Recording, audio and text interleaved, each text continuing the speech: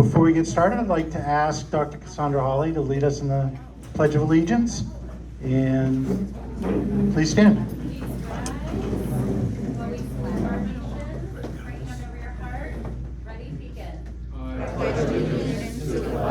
Of the United States of America, and to the republic for which it stands, one nation under God, indivisible, with liberty and justice for all. Absolutely. So for those of, it's nice to see everybody. It's been a while since we had our last meeting, the healthcare roundtable that we did. It was very, very good. And it's great to see everybody again to reconvene and welcome our new state senator, our newest state senator to Corona. And the purpose, just real quickly, just to, I'm Jeff Miller. I'm the chair of the Legislative Action Committee. And what we do is we provide support to elected officials that want to work with us and support the issues that we feel important to your businesses. And we take active roles in legislation at the state level. We engage on federal issues that are important to us in the business community, and obviously local elections at the city council and the county level that are dealing with issues that impact your businesses and whether or not they're going to help you create jobs or not create jobs. So that's kind of in a nutshell of what the Legislative Action Committee does. We like to raise money so we can support our efforts to do our advocacy. You'll hear more about that in a minute. But before we get started, I'd like to do self-introductions. I'll pass the microphone around. I'll start. Jeff Miller Insurance Agency, and I am the chair of the Legislative Action Committee.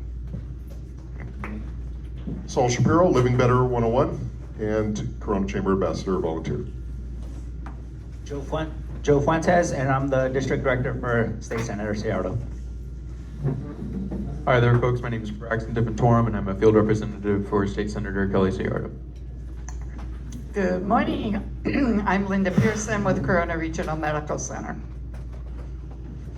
Hello, I'm Colleen Bragaloni. I'm the Executive Director of Friends of Leaps and Bounds Pediatric Therapy. Hi, I'm Robbie Nelson. I am with Citrus Valley Medical Associates. Joel Noddick, Independent Agent for Aflac. Anthony Maldonado, Programs Coordinator at the Corona Chamber of Commerce and Board Member with Corona Norco United Way. Robert Yanez, Membership Development Coordinator with the Corona Chamber of Commerce. Desiree Ramirez, Vice President of the Corona Chamber of Commerce of Operations and Membership Development. Dr. Cassandra Hawley, and I am the founder of Leaps and Bounds Pediatric Therapy and also Board Chair for Corona Regional Medical Center. Halbita Badesha, Express Employment Professionals and Chamber Board Member.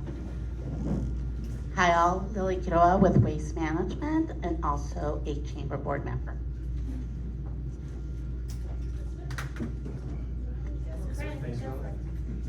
Craig DeLeo, Corona Clay Company.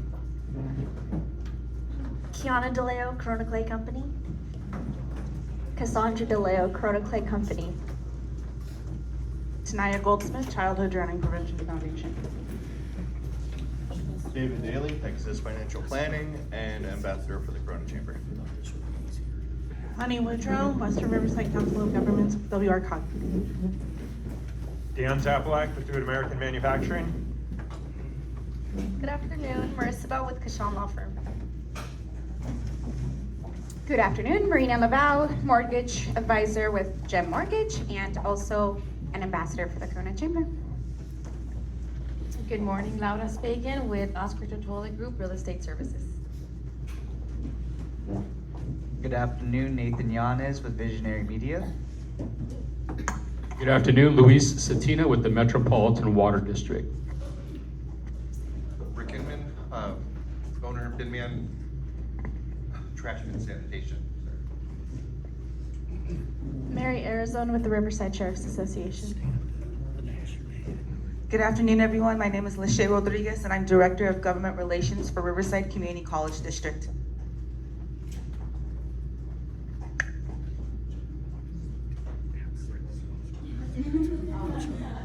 Hi, I'm Jim Dorsey. I take pictures. Hi, I'm the new girl. My name is Kaylee Coleman, and I work with the Chamber as communication and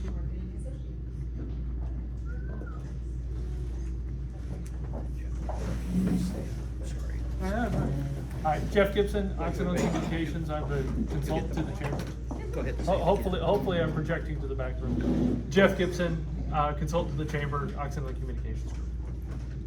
I'm Bobby Spiegel, President and CEO for the Corona Chamber. And I just want to take the liberty to just tell you a little bit about Jeff Miller. But Jeff served on the city council for 8 years, and he was mayor a couple of times. Prior to that, he was on the Parks Commission.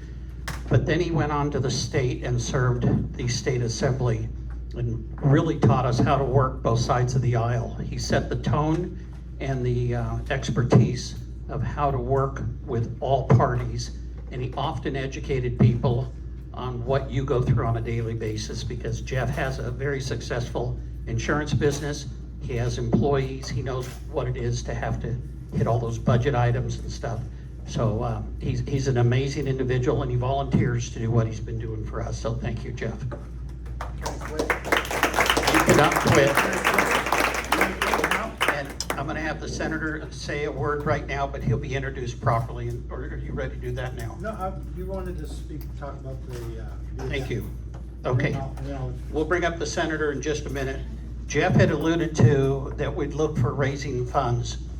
The efforts that we have done, and you're going to hear a little bit from Jeff Gibson in just a couple of minutes after the senator's done, in regards to some of the wins that we did and some of the battles that we fought.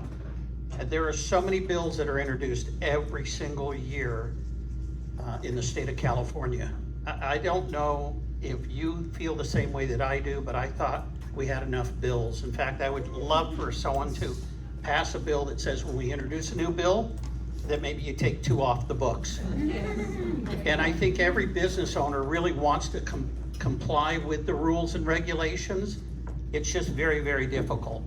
We, as a chamber, come together with you, and we represent you, and we send letters, we make phone calls, we petition various things to really inform our elected officials as well as their field folks of where we stand on certain things. I will tell you right now, we're in a very safe zone with our state senator, because he gets it and he understands.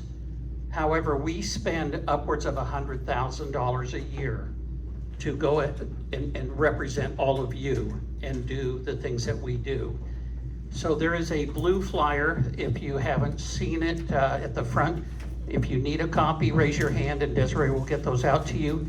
But this is our annual fundraiser. It is November 3rd. And it's going to be at the beautiful Day Family Auto Museum. And I'm going to tell you who it's an evening with our elected officials. Congressman Ken Calvert will be attending, Congresswoman Young Kim, State Senator Kelly Seyarto. Well, unless his daughter decides to delay so the senator's going to be a grandpa soon. Due in the next week or two. If she decides that she's going to keep that baby in her a little longer, he may not be there. And that's the only reason that he wouldn't. No, actually, I've given her a window, and we're going to induce in that window. There you go. I'm so glad that us men get to make those decisions for you women. You know, isn't it great? Sheriff Chad Bianco, Riverside County Supervisor Karen Spiegel, Corona City Council Vice Mayor Tom Richens, the council member Wes Speak, and council member Jim Steiner. It'll be an opportunity for you to actually have some great one-on-one time with them. It is a sponsorship attendance only. We are not going to have the individual seating. We are looking at sponsorships. And so I know it's a little pricey from some people's standpoint, but if you have the opportunity to rub elbows with these individuals and be able to talk to them, and then support the causes that we have. On the back side, you will see the different levels. We would not be upset if you wanted to be the main sponsor, so anyone out there that would like to. And then this is a last minute push. If anyone would like to attend Thursday morning for Good Morning Corona, if you'll just let Desiree know on your way out. We originally were gonna have our congressional update. You guys all heard what happened last week. They had a little challenge and removed the speaker, and now they are back in session this week to get a new speaker. They were supposed to be on recess and be out here, and we had the Congress representatives that were going to speak to us. We changed that on up, but I do want to publicly announce my Vice President of Operations, Desiree Ramirez, gave me the idea to say, what if we had Barry Knight come and share? And those that remember a couple of years ago, he was at most every Good Morning Corona and would get a little snippet. Well, he's going to do a full programming for all of us on our business and how to get the right culture and what to do, and it's perfect timing. So thank you, Desiree, for your input and recommendation. We do have videos that we're going to play for updates from the Congress people, but you won't be able to engage with them, but you can on November 3rd. But if you would like to attend, please let Desiree know. We'd be glad to get you a seat for Thursday. And with that, I'm going to turn it over to Jeff. Any questions? Let's give it up for Jeff Miller. Thank you, Robert. So in front of you, you should have a call to action sheet. If you look at the back of it, looks like this. So I'm going to let Jeff get into what the action item is going to be for us between now and the end of the year. But you can see on the back side the bills that we supported or opposed. We were glad to be actively, publicly supporting 2 of our Senator Seyarto's bills. And we made hundreds and hundreds of phone calls to call our legislators, make contact with our legislators. We sent emails, and some of the bills that passed we ardently opposed, but some of them, we were able to help successfully kill, and that's because of your phone calls to the legislator's office. So with that, let's get right into it. So I always figured out the best way to introduce somebody is to list their former jobs. So you starting with McDonald's? No, I don't go. Did you do grab a bucket and mop? Yes, actually, I used to. Yes, that's good training. Yeah. So Senator Seyarto was our former 67th State Assembly District member. He is a former firefighter paramedic. That's a career that spanned 35 years for the Inglewood Fire Department. And he retired at the rank of a battalion chief from the LA County Fire Department in 2015. He was a former member of the City Council, and he served as mayor 4 times. He is a former member of the board of directors for the Boys and Girls Club, former member of the board member for the League of California Cities Public Safety Committee, former member of Western Riverside Council of Governments, and we could tell some stories, Kelly. we were seatmates on WRCOG and RCTC many years ago, and we fought some good battles over the years. Provided the color commentary for everyone. Yes. He is a former member of the Riverside County Habitat Conservation Agency, and as I mentioned, former member of the Riverside County Transportation Commission. He served as president of the California League of Cities, Mayors, and Councils in 2020, and he and his wife Denise have been married since '87 and have 3 daughters, and my understanding is someone new is on the way, and welcome to the club. It's been 3 months for me being a granddad. So with that, I'd like to introduce our friend, State Senator Kelly Seyarto.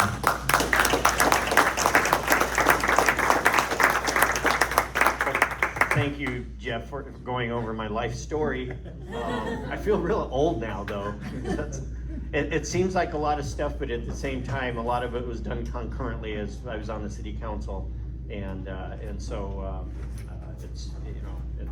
it was kind of what you need to do to prepare to do what I'm doing today. Not that I plan to do what I'm doing today.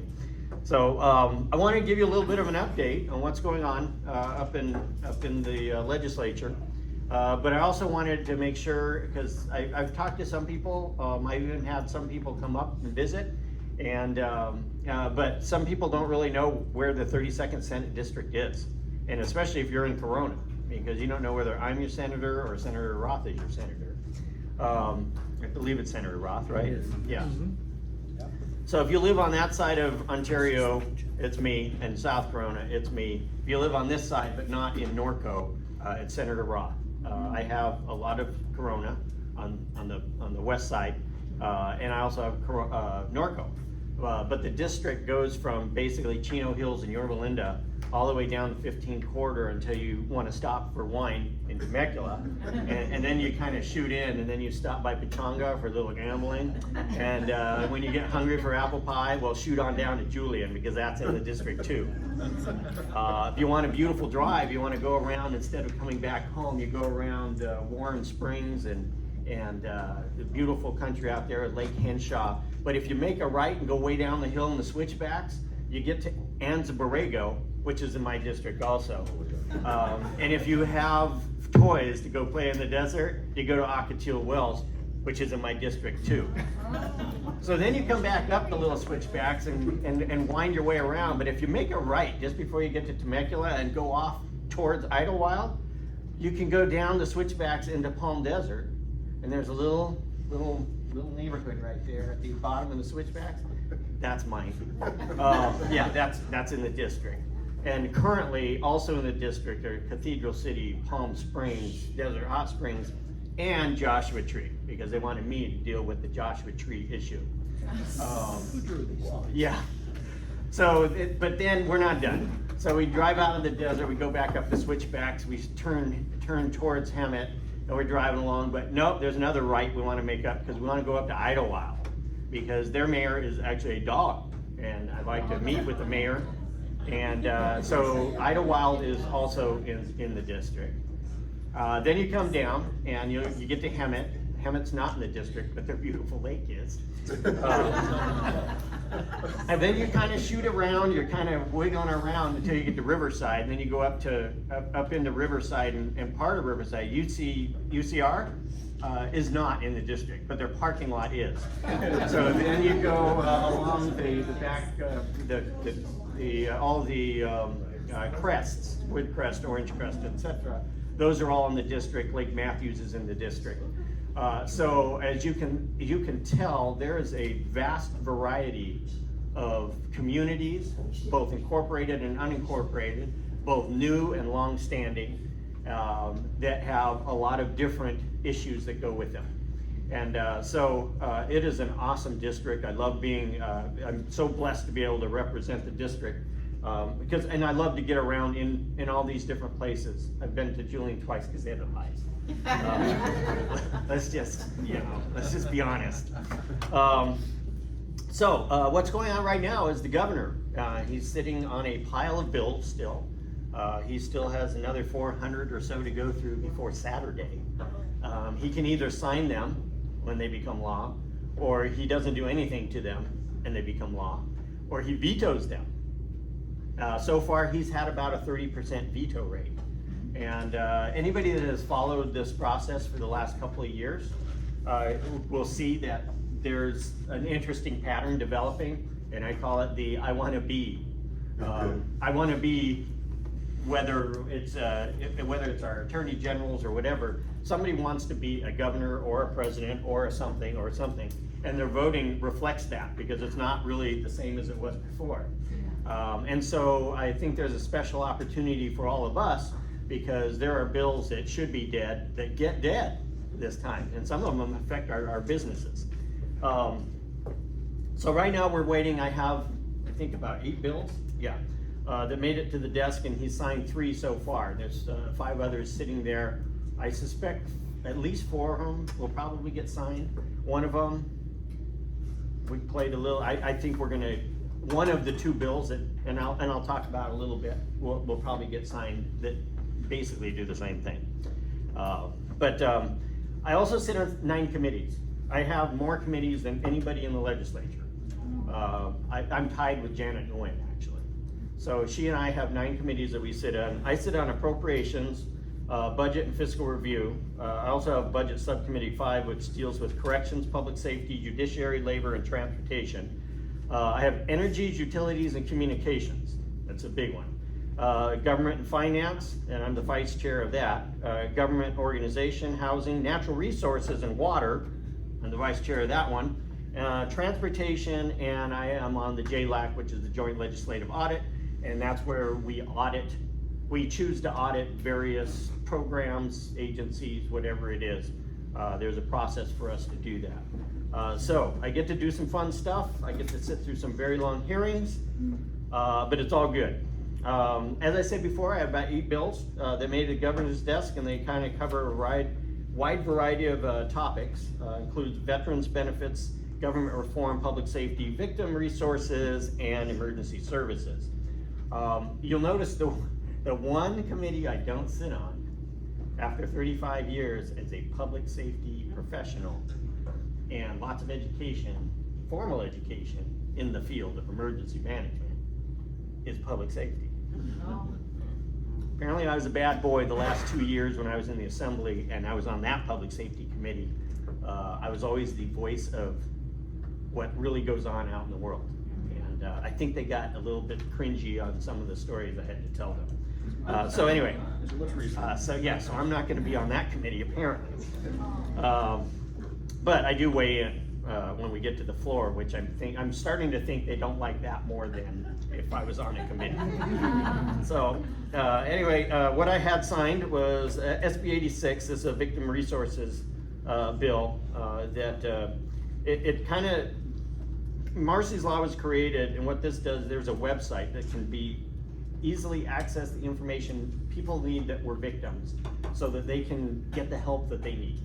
And before it was hard to find this information. Well, this puts it all on one website so people can just get on the website and access the services that they want to access to help them through whatever it was that made them a victim. He also signed SB 259, and that would require, it's a government transparency bill. We get a lot of reports, a lot of times, and then we make, well, a lot of the decisions are made before they even get to committee. Don't even start talking to me about that. But we base a lot of decisions on these reports that we get from the various agencies, the different committees, and things like that. What this does, it makes them put it into the portal. So if somebody wants to access that, they can access it. They can see the same information that we get and supposedly base our decisions on it. And so if somebody is that interested in any topic, say, waste management, you can look on there and you can see, the numbers that we see. And some of the things that, frankly, people gloss over when they should be really paying attention to the effects that a bill might have. So that's helpful for that. Also, the governor just signed SB 602, which is a property rights bill. And what this does, it allows people to do a trespass letters. And what this allows is when you have somebody on your property, the police actually don't get to do anything about it unless you give them permission and say, hey, that is a trespass. And when you do that, you can do it in the form of a letter, and that letter only lasted 1 year, so you have to do it over and over. Now, for businesses and such, this comes in handy because this is now going to be a 3-year letter, and it allows the police to come remove people that are not supposed to be on your property off your property, and they because it's a violation and they're trespassing. So anyway, that helps that process. The others awaiting the governor's signature, I hope. SB 19 is the California Anti-Fentanyl Abuse Task Force. There's 2 of these, because before we started this, we knew the chances of a guy with an R next to his name getting something through public safety was going to be tough. So we worked with a doctor up in Bakersfield who has a D next to her name, and we crafted similar bills. And as they got closer and closer to being getting through committees, the bills right now look exactly the same. So if my bill gets vetoed and her bill doesn't, we've actually accomplished the same thing. So I'm anxious to see if he picks up on that, or if he just signs hers and doesn't do mine, or signs both of them. If they sign both of them, they, it's just, they both go through and they figure it out later. But the bottom line is, I don't give a rip who gets credit for doing the bill. We need something done. We need something done now, and we need to be more coordinated. And there are so many different parts of this, and this allows all those people to weigh in, whether it's the treatment side, the prevention side, the education side, the law enforcement side. All of it needs to be weighed in so that we can get on the same page and know what we need to do to get a handle on what is going on out there with fentanyl, because it is out of control. SB 67 is an expansion of data sharing overdose data. What this does, it's called OD maps. That's waiting. That's the one I think he might veto. But all this does is identify where ODs are happening live. So from a paramedic standpoint, if I'm in and there's been a hot dose of heroin, back in my day, that's what we'd get. You would have a bunch of overdoses related to heroin. And what would happen is we would use up all of our Narcan, because now we're dealing with way more than we thought. Well, this allows us to see trends happening and allows the emergency services to respond to that and start calling down, more equipment, getting more drugs, doing what they need to do to be able to offset that issue. So I hope he does sign that, because I think it'll be helpful. There is a few other bills. There's one for Duluth specifically, because they're in the organic waste. They got caught up in that, and they're actually supposed to be exempted. Tremendous costs, because you're dispersing costs among the very rural area versus when you have 100,000 people sharing the cost of shipping organic waste to Bakersfield,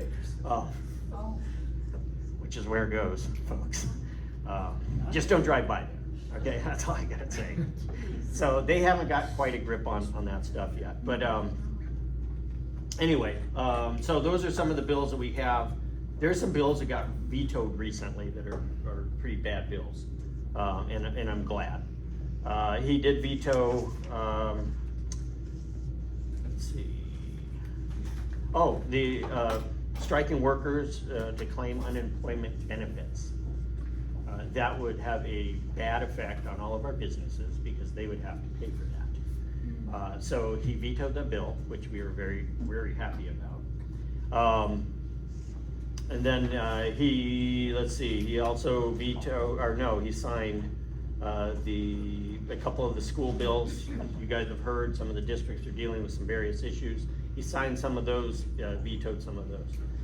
The bigger things, constitutional amendments, ACA 1, which lowers the voting threshold for local tax increases from 2/3 to 55%.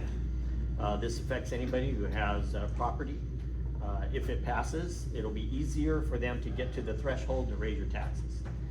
That's the bottom line.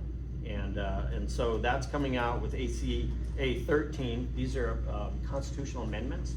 And these constitutional amendments, remember, if they go through, we have to vote on them. But once they're in, they're really hard to change. And this one makes it really, really hard to change.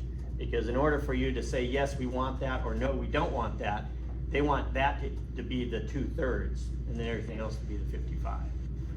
So it is a little bit of trickery based on some of that stuff. Some of the issues going on in California. And just tell me if you don't think these are issues that need our desperate attention. Public safety, we're struggling with that. Businesses are getting the brunt of some of the smash and grabs and things like that. So public safety is a big issue that we need to deal with. Our cost of living is out of control. If you've tried to fill your gas tank recently, big time out of control. We need to address what it is that's costing us more and more and more to be in California, because it's affecting especially our young people. Our younger generations are not going to be able to afford here. Mental illness and substance abuse. That's one of the bigger things. In fact, they're gonna float a bond. You guys are gonna get to vote on that bond. It started out at $4.9 billion bond. Somehow ballooned up to 6.7 billion when we heard it on the floor. And I'm all for us creating the facilities and spending the money where we need to on these issues. The problem is, if we're doing it by bonds, for one thing, it was a smaller bond, everybody got to the table, made it a bigger bond, because if they don't get a piece of the pie, then everybody opposes it, that, you know, doesn't get their share. We need to address mental illness, and we need to address how we approach it and how we treat people, and unfortunately, we have failed. Every dollar we've spent in the last few years has not really achieved the purpose that we want to.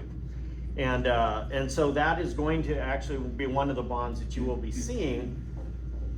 I personally want them to borrow the money from our $37 billion surplus, our reserves, and then instead of paying interest on the bond, put the interest back into our reserves and just use the money that we have to put the facilities in that we need. That's called prioritizing your budget spending and things like that. And that's not the popular way of doing things. Popular way of doing things is like our budget, which is on my list. Our budget's $310 billion this year.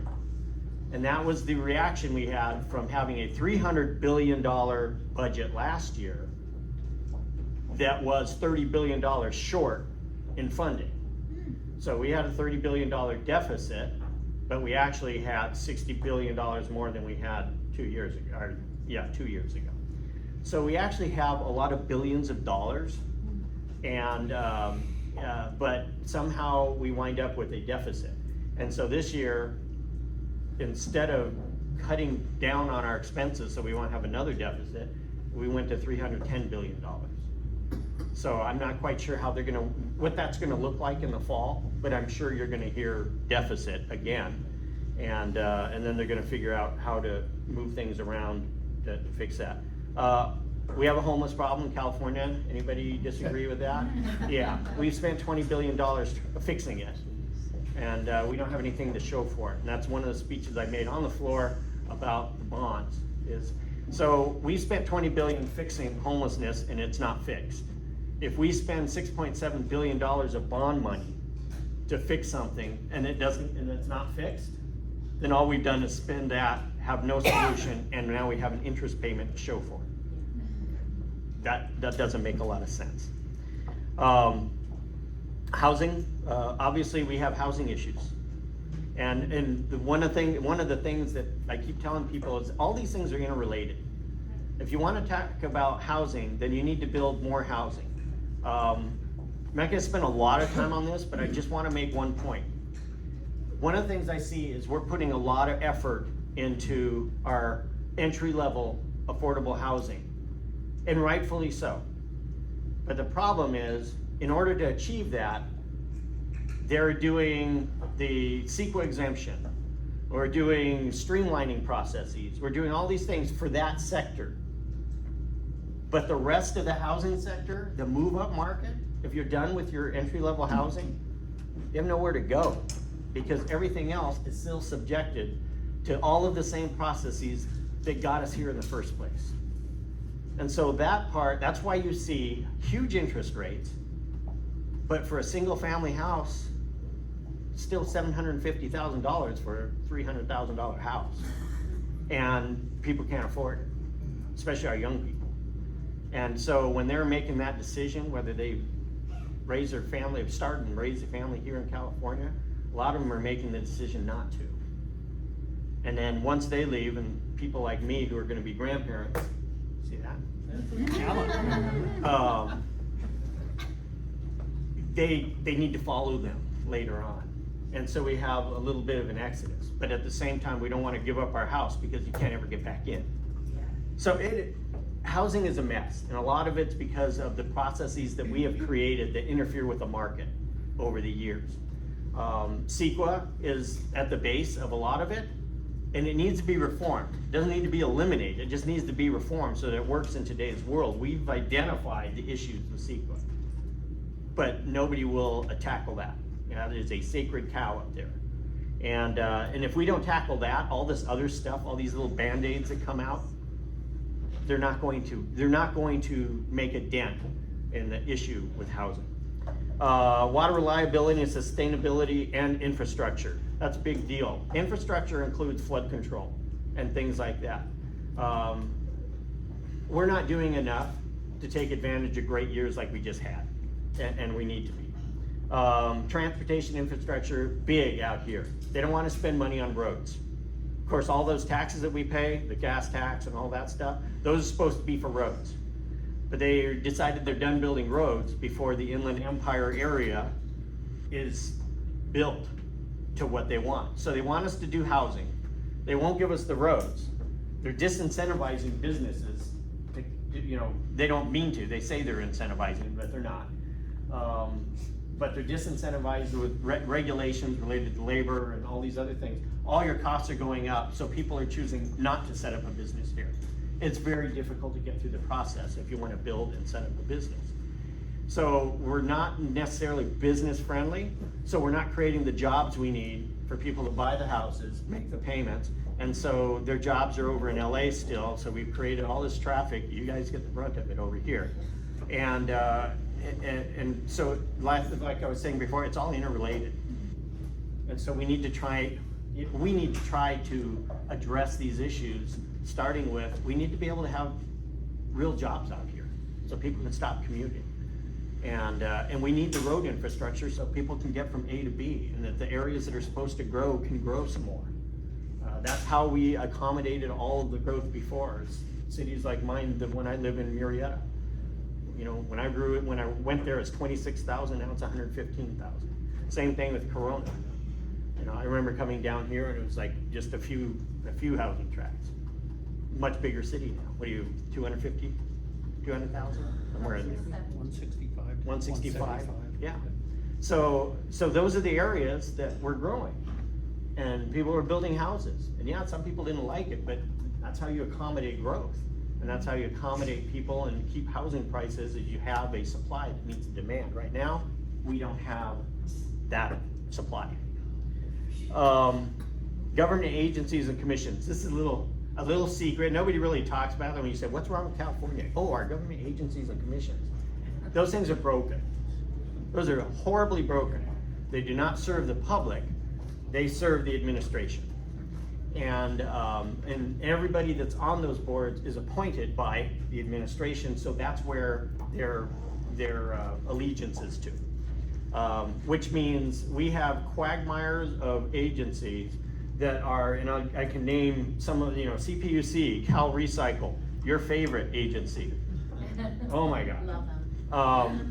CARB, which is California Air Resources Board, Fish and Wildlife, California Transportation Commission, California Energy Commission, Caltrans, EDD, and to some extent DMV. Now DMV is making some inroads on using the computer and getting a little up there. So they're trying to make it a little easier for us to do stuff. Economic development in California stinks. You guys know it. You're business people. You're struggling with all of these regulations, all of these reporting requirements, all of these different strings that are attached to any type of money that you try to get from different state grants and things like that. That's where we're killing our businesses. And small businesses, all of our businesses are so important to our economy. And if we don't fix that, we're gonna fail in a huge way. And that's sad, because California, by far, is the state that has the most amenities and the most attractiveness to live in. And no other places where you can have the mountains that we have, the deserts that we have, the beaches that we have, the coastline, all of that. And on top of that, we grow enough food here to feed a lot of people. And all of that is at risk if we don't start paying attention to some of the basics that we have. State energy policy, I understand people want to do, there's people that are on the all-electric side. If you look at what that's going to take and what that's going to do, I was just over in Germany, talking to some of their folks. They had the all-electric plan. Guess what? They're back to, hey, you know what? We're gonna go to a more balanced plan. Because now they're afraid for their lives. And it's called green lash. I was talking to one of the people back there. He said, I said, are you familiar with this term green lash? And he goes, oh yeah. He goes, we are green lash. You know, we're getting beat up over here. And so as we're going up the river, you see boats of coal going down the river. And the only thing they're getting rid of their nuclear because people are afraid of it. But in the meanwhile, right next door, 50 miles away is France, who has 80% of their electricity. So California needs an all-of-above approach so that we are resilient and able to deal with anything. And that's one of the issues that is causing businesses great harm. Is because if you're trying to set up a business and they can't get you the electricity you need on the outskirts of, say, out in the desert or someplace like that, well, guess what? That's one of the things you're going to be carrying the costs of waiting to open a business, which will make a lot of businesses fail or not even start in the first place. So state energy policy for us, we really need to work on rebalancing that. Climate change response, whether, if you don't like their response, then you're a denier, and we're not deniers. We see what's going on. We see some of the floods, the fires, the things that we have. But what we really need to do is ensure that we give our citizens the best tools that they need to cope with whatever changes in the environment that there are.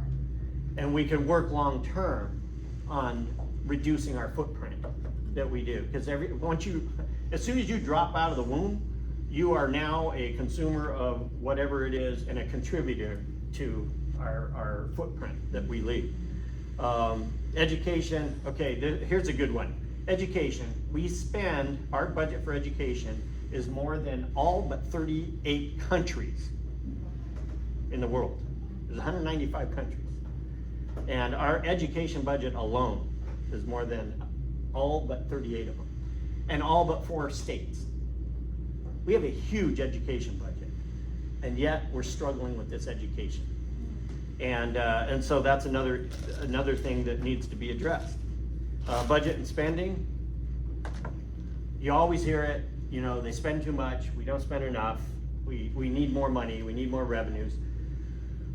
I think one of the flavors that I see is coming at us pretty hard with some tax increases so that we can pay for more stuff. The problem is people aren't getting the bang for their buck. And I've said that 1,000 times. You guys, you can put all the bonds you want, but I think people have caught on.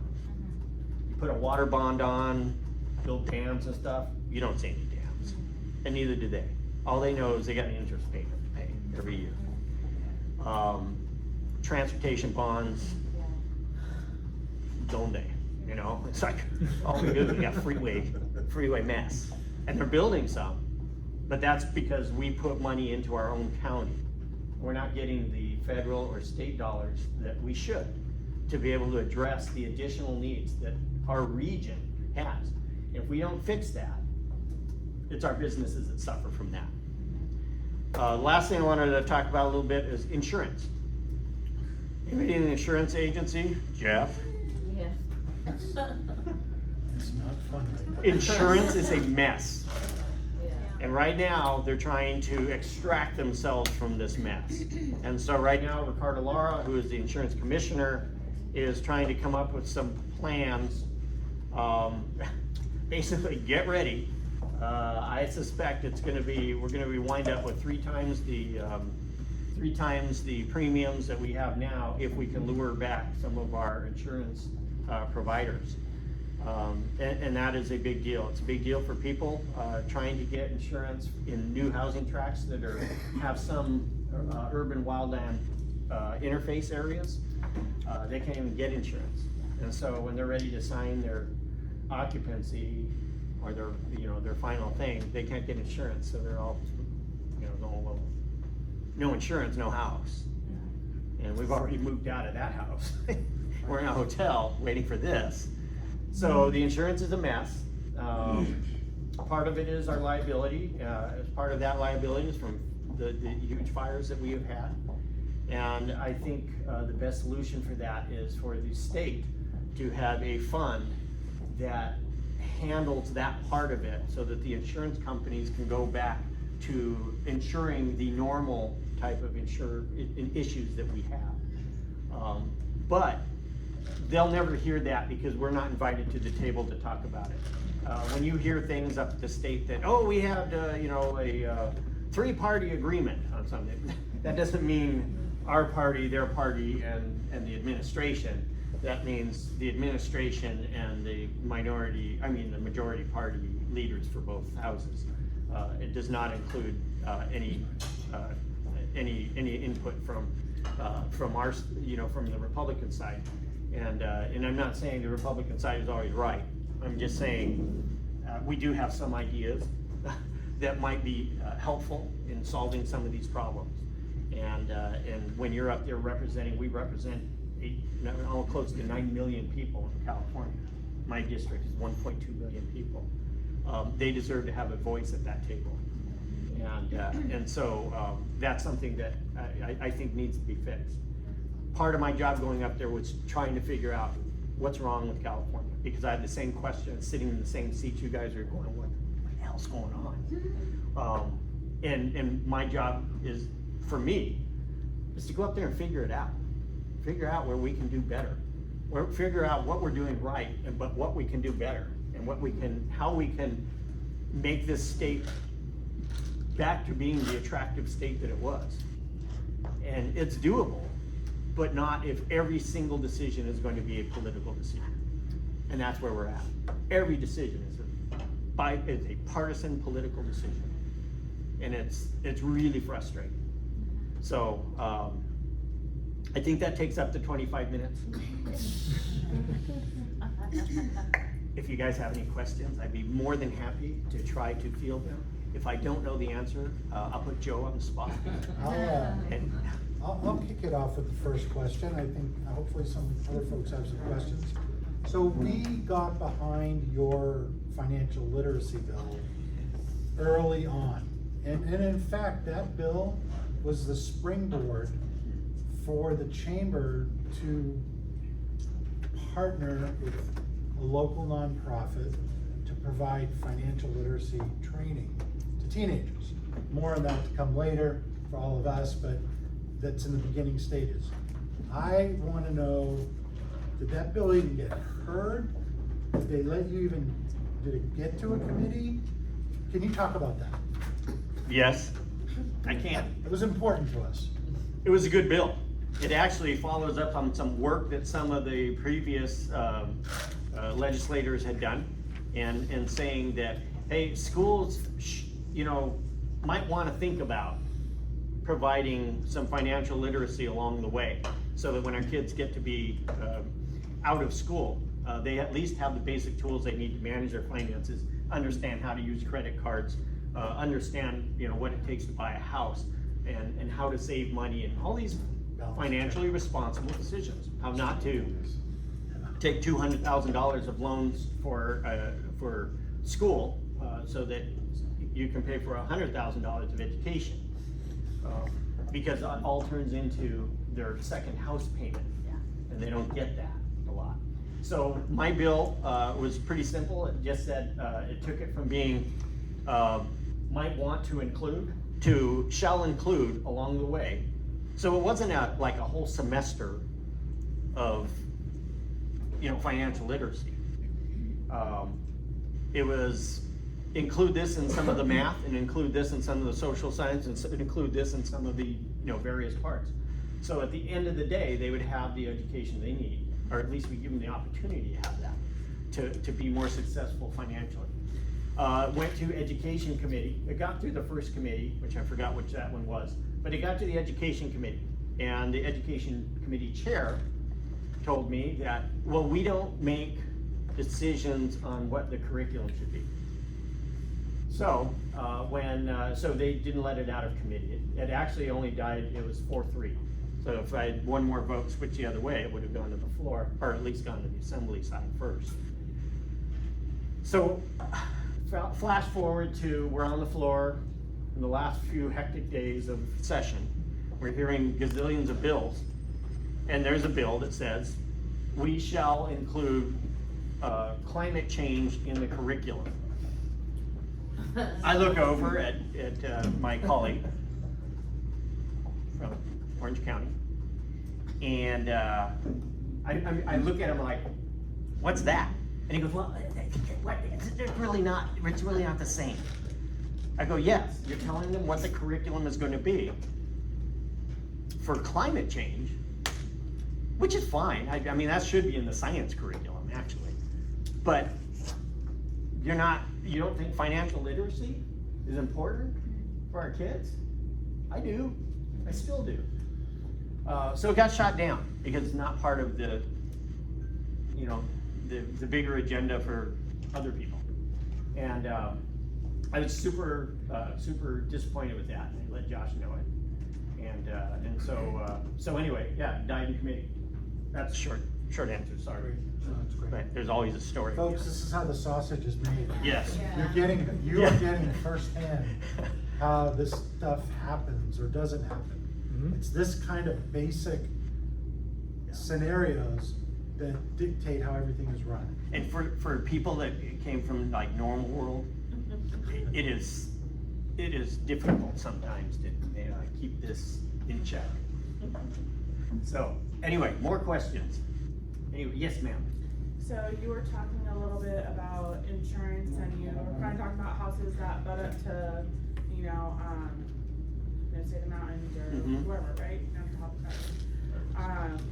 I'm sure you could speak to this too as a firefighter. I grew up in the San Bernardino Mountains, so fire's a huge thing, right? Is there any type of conversations, or have there been any conversations of, let's do some preventative work, like with the Forest Service, of doing like prescribed burns and things like that to help make those insurance, Yes. make that go, Make the risk go down so that they can actually insure.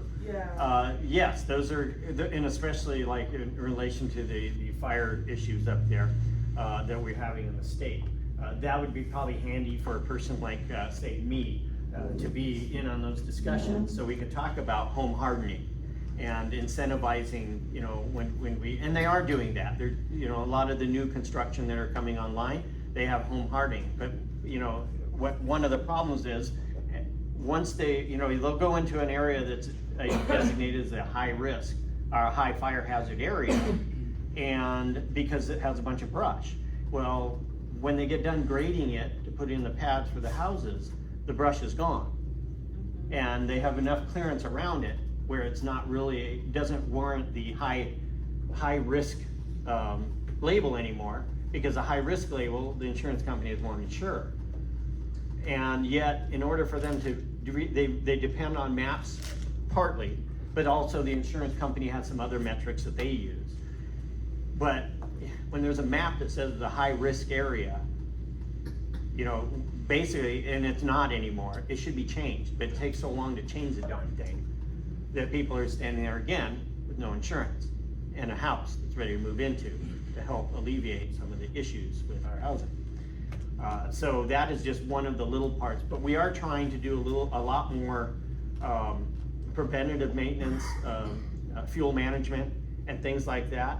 I want Riverside County to do an IA program that actually identifies the areas that are most at risk right now for being a bigger fire, so that we can focus on those areas. But it's going to take a little bit of an effort, and if I can make us a pilot program and have the state fund that so that we can see how it works, that might be helpful in other areas. But I think one of the issues we have is we've taken away a lot of the mechanisms we needed to use to be able to mitigate some of the fire issues and brush clearance and things like that. You have to go through this long process of, CEQA. There was no exemption for that, just because we want to save a town from burning down. Yeah, so those type of things are things that they've been doing. And to their credit this year, and one of the other things is we've given more aerial firefighting apparatus to CAL FIRE, and our other agencies have beefed up theirs. There used to be kind of the attitude of, well, when it starts, let it burn. It'll be kind of a controlled burn, and then it goes out of control, and we burn, 1 million acres. And they've decided we're going to put fires out again. We're not going to try to control a fire that just started however it started. So they also have AI programs that identify them earlier. I was just talking to the CAL FIRE chief about this. And so they're getting on those quickly with the aerial assault. And so this year, I think they're up to 400,000 acres of burned area in California, whereas the last couple of 3 years, we were at upwards of 2 and sometimes as much as 4 million acres. And so something's having an impact. Yeah, the wet year probably had a little bit of impact, but it also gave us a lot of growth. So we're trying a lot of the different approaches. We're trying to get more of the forest cleanup and those things going on with some of our camp crews. We added a bunch of camp crews, and so we're trying to do a lot of those things. It can't happen fast enough, and we can't undo 100 years worth of neglect in just a couple of years. But we dang well need to start it and continue to do it. We can't lose our focus. It's just like water. We have a good year, everybody loses their focus, and then next 2 years, you got the governor telling you, hey, you can only flush your toilet once every 2 weeks or something. For years, some of the elected in Sacramento were in denial that businesses were leaving the state. So now they recognize it, right? And then following that for years, they were in denial that people are leaving the state. There was a story in the Sun that it was praising the fact that the exodus had a decline of like 10-15%. I saw that. And they're like 3%. 3%. Yeah, all exactly. excited, right? So that's a big deal, right? It's how they twisted it. So I'm just curious to find out is that a discussion that someone has been willing to accept the reality of it and how it's going to impact our economy? Well, it's going to be a discussion because the $30 billion of revenue that they're taking with them. See, what you didn't see in that article is there is a net migration of minus 387,000 people. The migration out was 871, but then we had a certain amount come in, but we don't know the economic circumstance of the people coming in. So there's a lot more that needs to be, and I was actually going to call that guy and say, okay, why don't you start looking into these metrics also, because they're important. But the one I do know is that they're looking at a $30 billion decrease in revenues from taxes, et cetera, from the people that left. And if we're not regaining that at the same clip from people coming in, because remember, California has given out on your backs some pretty generous benefits for people that have zero. And yeah, you do want to help people, but you can't help everyone. And if you roll out the red carpet for everybody in the world to come here, we're not going to be able to afford that. And they're going to keep trying to by increasing some of the stuff that they do to our businesses, and then because if they make the taxpayer themselves mad, they feel like, oh, there'll be a revolt, and we're going to have a switch in how we're balanced in the state, which we need desperately. But to your point, that was an interesting article. I guess you and I drew the conclusion that was a lot of spin right there. It was spun pretty well. Yeah, pretty well. Yeah. Because it kind of glossed over, but the net migration was 300,000. It's like, okay, so that's on back of, we used to have 40 million people 4 years ago, and we were down to 39.1. So that takes us to 38.8. And so there is an issue there, but they don't want to attribute that to what we're doing in California, because none of this other stuff that I went over exists as a problem, right? No, it's all a problem, and that's the problem in California, is all of this stuff is in dire need of attention. Is there truth to the fact that because the taxes are due on the 15th, that in reality on the 16th, the actual deficit would be for this fiscal year will possibly be greater? Well, until all those taxes are collected, they won't know. Okay. So it's a big nobody knows what the heck our deficit's gonna look like come February. I suspect we'll know because the governor's only 2 floors up from the office. And when I see the puddles of water coming down from people crying, I know that, oh, we're in trouble. So, anyway, but yeah, it was a good article. Maybe one more question and we'll wrap it up. 2 more questions. 2 more? Yes. So, Ask Bobby. short answer, if possible. The question is this: what can we practically do to support your effort? You know As what? business people. It's not just necessarily my effort. It's the effort and people of California that understand these things. We need to look at our candidates a lot more carefully to see if they have a well-rounded background. If they've actually, you know, when we put somebody that's 25, 26 years old in the legislature, here's how they figure it out. They go to Amsterdam. They have on one of these little junkets that they do. And they only hear from the transportation people or whatever it is, the environmental people who want to do business over here. And then they come back and they put all these little bills together. And go, oh yeah, that's what, look what they're doing over there. They don't have any life experience. They've never raised kids. They've never bought a house. They had never even had a real job other than what they're doing over there.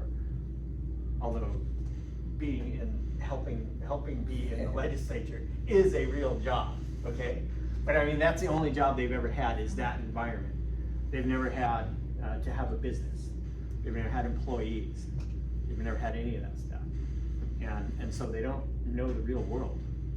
And so for the people that have that experience, that's another part of our job is to relay that to them.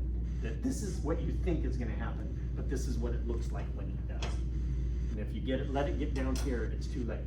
One last question. Can you summarize? From my nonprofit of the year. Yeah. Thank you for that. Can you summarize the amendments for SB 525 that resurrected it? I cannot, you know, because we're not involved in those. Yeah. And I don't, all I know is the hospitals came out and said they were okay with it. But that's because, and this is how I characterized it. Because you know, I had colleagues come running to me and saying, oh, you know, this is good. On the floor they did. Yes. Oh, yeah. So my colleagues came running up and said, you know, even the hospitals are good with this. And I said, you know what? What you've done is ask them, you want to cut off 4 fingers or 2? And they said, we'll take the 2. When the answer is, we don't want to lose any of our fingers. There are hospitals that can absorb what they're doing in 525. And there are hospitals that are gonna go under.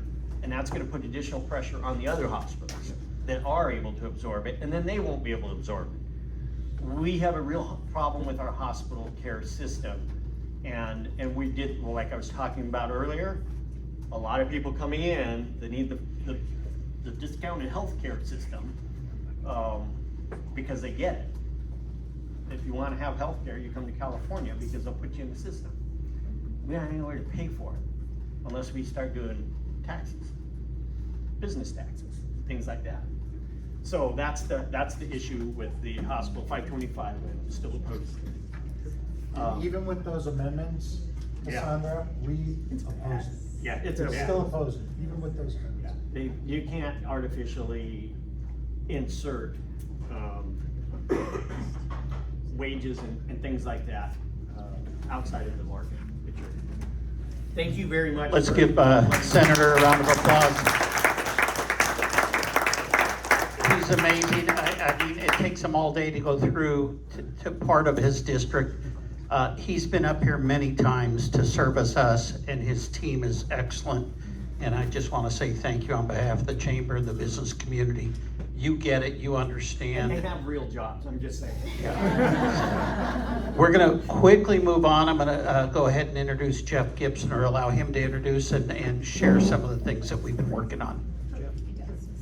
Hi, I am your legislative action consultant. We've been doing this for about 12 years. To your specific question, I was up personally lobbying SB 525.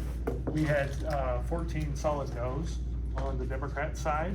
The California Hospital Association, independent of anyone else in the negotiating table, cut its own deal. at the behest of its larger members. And what that does is it delays until 2026, the implementation of $25 an hour. It immediately goes to 24, and then it goes to 25 in 2026. And then for some smaller healthcare providers, but there's really less than 1% of the market, that will be delayed until 2033. But I'll explain in a second why that none of those deals matter, because now all healthcare workers, as of January 1st, have a mandatory annual wage increase of 8.5% from here through perpetuity. Now, if you are a union lobbyist in Sacramento, one of the final bills to go through the legislature with the support of the California Chamber of Commerce, with the support of the California Hospital Association, was SB 525. All of those votes that were in the Senate against that bill dropped, and it went 31-9. It was a straight party line vote. Yes, exactly. And then in the Assembly, it went 59, so more than 2/3. So if I'm a strategist on the union side, on the raising wages side, I now look at that and say, well, okay, for 8.5%, for about 9% of the economy, which is the healthcare industry in California, I just got the legislature, the majority caucus in the legislature, to vote lockstep for $25 an hour. You think I'm gonna sit there and go, oh, well, that was a really neat thing, I'm never gonna come back again? We in this committee have worked since the midnight on a Sunday passage of SB 3, which at the time took the California minimum wage to $10 an hour, and we were told it was never gonna go higher than 15. We can never, the Governor Newsom, Governor Brown, we had our state legislators in, no one could ever imagine a California where there would need to be a higher minimum wage than $15 an hour. Well, the California Restaurant Association caved at the last minute, and you now have what was billed as $20 an hour. It's not $20 an hour. You've handed the control of the minimum wage for restaurant workers to unelected regional wage councils that now have the authority to say, you know what, it makes sense for us to not just do restaurants, but then you can file a report with the Department of Labor Resources and have for your Riverside Council, which will have 8 members of the unions and 4 members of the public and 4 members of restaurants. It was modeled after the Reapportionment Commission, which the Nonpartisan Reapportionment Commission, when that was started, there were 33 members of the state legislature in the Assembly who were Republicans. Today there are 19. The one rule that the nonpartisan coalition is supposed to follow is to make sure that all are equalized based upon party registration and what's known as communities of interest. You heard Senator Seyarto very humorously, I'd like to know the common community of interest between here, Idlewild, and Joshua Tree, other than the fact that a group of union activists put every single Republican that they could find in the Inland Empire in his district. Makes it great for running for election and re-election, but in terms of having a voice, you don't have a voice. And that's in 10 years, and the party registration figures do not reflect that at all. And so that's what you have now. You have wage councils starting on January 1st, and you have healthcare workers from here on out that are 8.5%. So here's the conundrum that healthcare is caught in. Within the next 2 years, there will be a bill that the minimum wage in California will be $25 an hour. I almost guarantee it. There's no, I have never seen in 33 years of doing this, the one side win so completely and so thoroughly that you go from a job killer bill that was dead to passing essentially unanimously in just days. So what's going to happen here, and this is going to be it's going to be very tough on healthcare specifically, is healthcare has already announced that it will 8.5% straight across for the rest of time. Well, buckle up, because when the rest of the state goes to $25 an hour minimum wage, The rest of the state isn't going to live underneath an escalator of 8.5%. Whether you have our historic rate of inflation at 2%, or you have today's 6% inflation, which is what's going on in the state of California. So it was a very, very tough defeat. It was shocking. There was not, because we had gone out, and I could tell you on behalf of the people that I represented, including your chamber, I represent over 80,000 employers in the state of California. And we were not told anything by the California Hospital. So I can think of maybe one other time that the business lobby has sold itself out so thoroughly. And, but yeah, it was a complete and total wrap. Can you So- just clarify real quick? Yeah. I just want to clarify, we are the Corona Chamber. Yeah. And we are a member of the California Chamber, but we do not agree with everything that they do. And so please keep that in mind. Don't think that we are grandfathered in with them or anything like that. So when they went ahead and backed some of this legislation, I know that we were on the phones and doing a lot of things to say no. So just know that, okay? Oh, yeah, and I didn't want to present it that way, but because we didn't really even have an opportunity. Once we saw that it had gone through the assembly at 5917, which was the vote, and it was looking at the point before they announced, and we knew something was up because my prognostication with our group, and this was a very advanced group. These are all the major employers in the state of California that were left out in the cold. And so now you got to come back and say, okay, what do we do next year? And so we were right at, this bill might not get out of the assembly.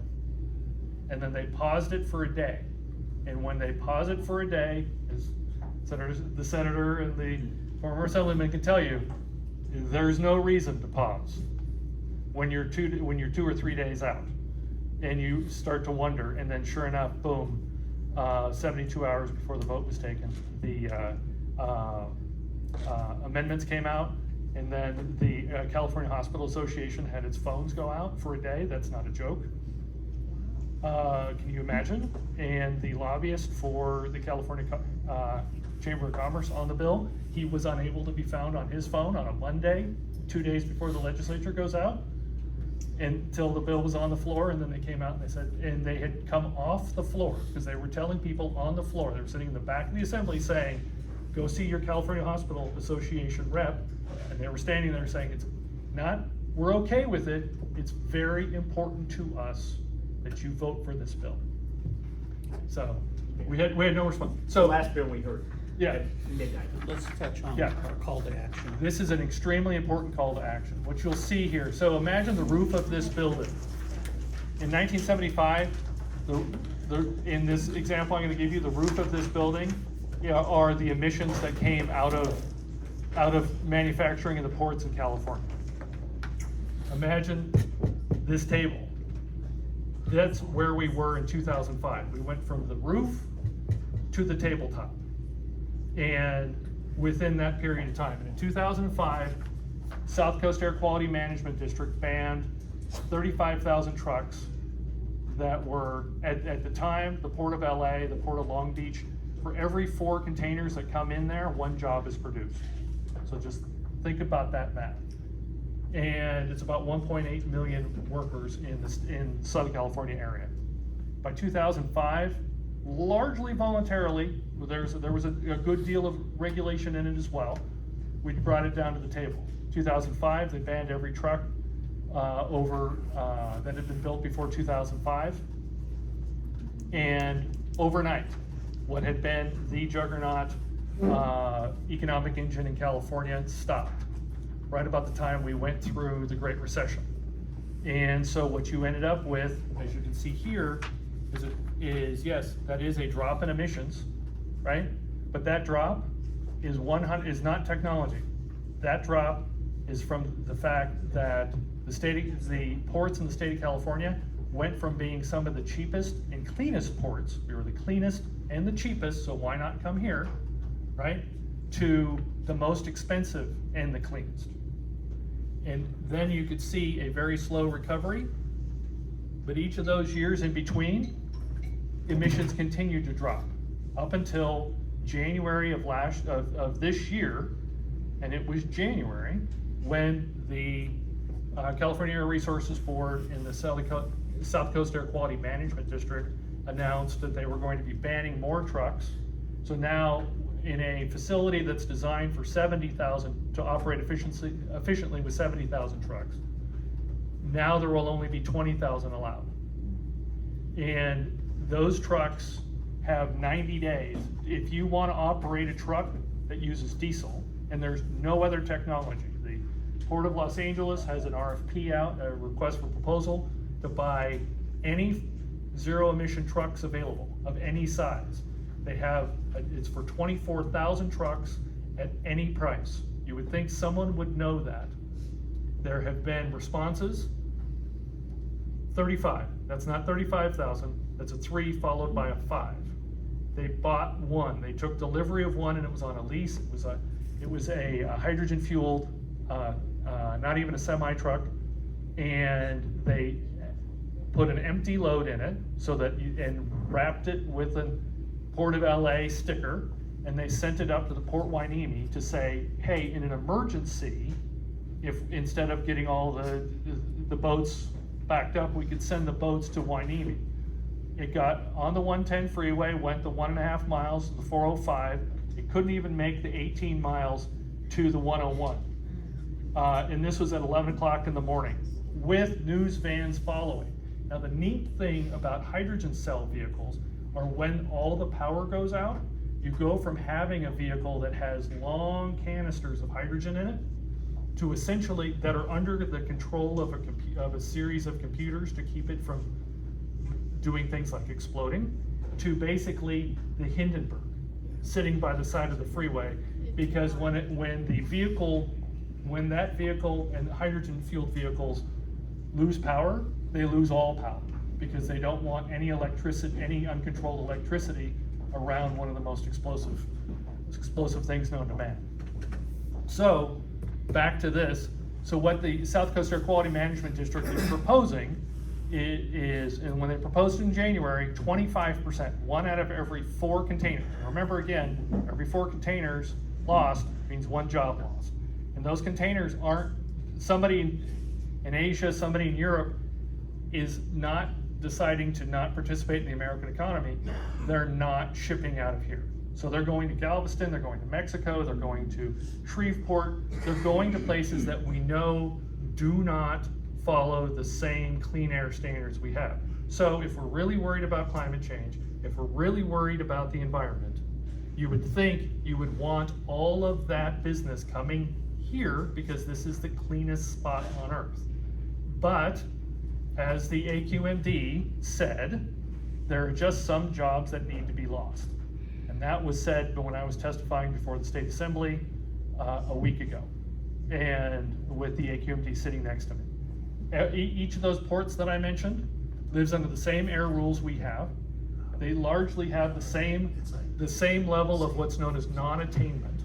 So they have basically the same level of pollution.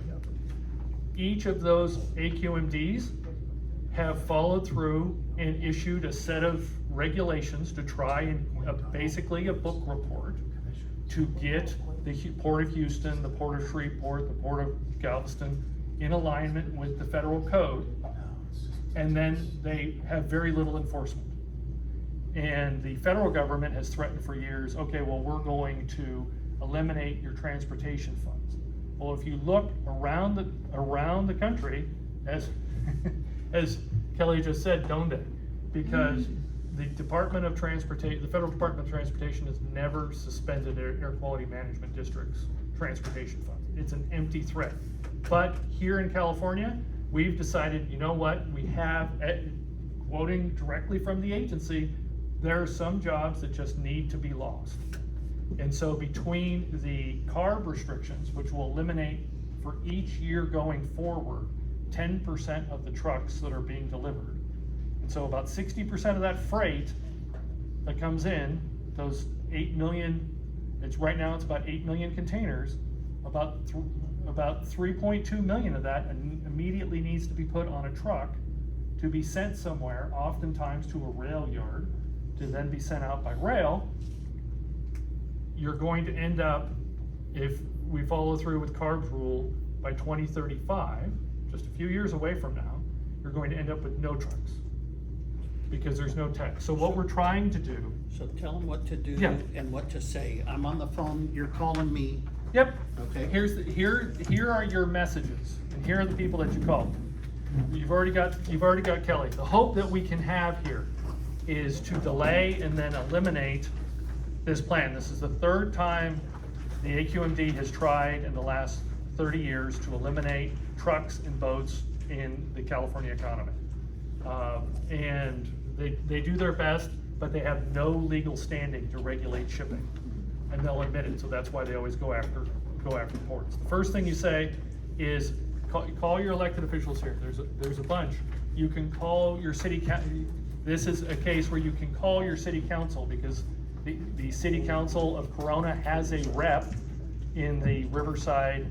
The mayor of Riverside is the local city's rep for Riverside County, for the South Coast Air Quality Management District.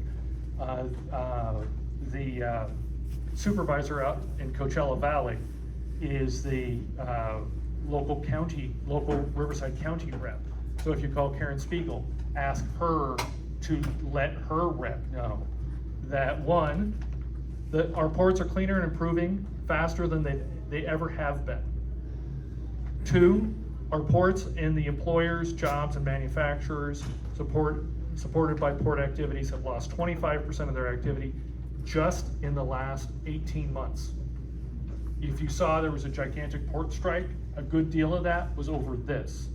Everybody else talks about, oh, it's automation, no, it's specifically over this. When was the last time we just went through the evil combination of unions and the business lobby? In this case, you have the longshoremen working with employers for the first time in my history to shut this down. And then thirdly, you say that these additional rules will create permanent harms to the environment as freight goes to dirtier ports, and keep great paying jobs here in California, because the jobs in the logistics industry start at about $50,000 a year. So these are not menial.